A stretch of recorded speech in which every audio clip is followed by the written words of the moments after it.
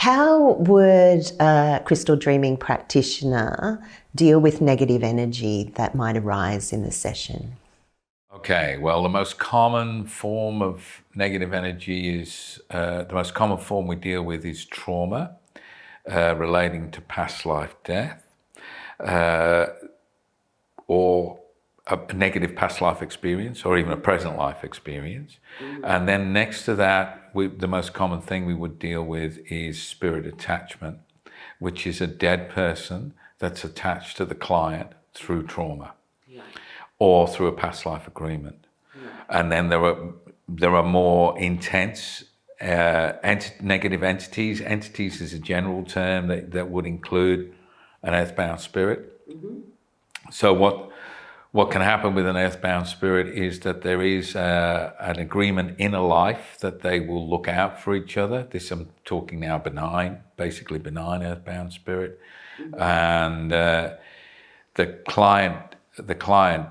your client dies and everything's sweet, but for whatever reason, the person they made the agreement with remains attached to the agreement and does not transit home to light. So they become earthbound, a conscious entity. And when the client is born again, they find their signature, they find their being, and they reattach to them because they already have permission to be there. So that can be anything from a couple of soldiers in World War I who promised to look out for each other and immediately one's killed, and your client comes and it's a lady who finds a dead World War I soldier attached to her saying, "Mate, we were mates and I'm still looking out for you." Or they could be lovers that had a suicide pact and one transits home to light but the other one remains attached. So that attachment, I mean, there's an endless list, really. Yeah. That attachment will affect your client's relationships with members of the family, loved ones, lovers, etc.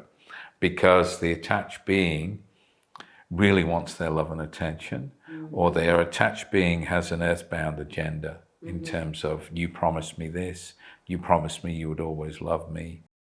So it's important to locate and release them as joyfully as we can. And most entities, a lot of them don't understand they're dead. So once they're made aware of the fact that they're dead, then we can help them transit home to light by calling on the beings that love them unconditionally. But then it can get more complicated if we're dealing with a self-aware entity that's not happy, a self-aware entity that's angry or fearful. And that's when an entity can make a client's body move or a client talk in a different way. And really the thing to understand about dealing with any angry being on any plane is that they're frightened. Anger is a manifestation of fear. So once we understand that, once we really understand it, we don't just say it. Once we understand that anger is a manifestation of fear, then we can dialogue with the entity and tell it not to be afraid, which, it may often respond with more anger, but with a little bit of patience, we can actually dialogue with an entity, any entity, including any kind of demonic attachment, any of that. They will all talk eventually. Wow. Most will take the opportunity to go home to light. And those who don't, we respect their decision. Right. They just may not come back to the client. Okay, so they're just left to be on wherever they've chosen to be. Wherever they chose to go. Because we must be mindful as practitioners not to get too involved, for our karma not to get too involved, and our judgment not to get too involved.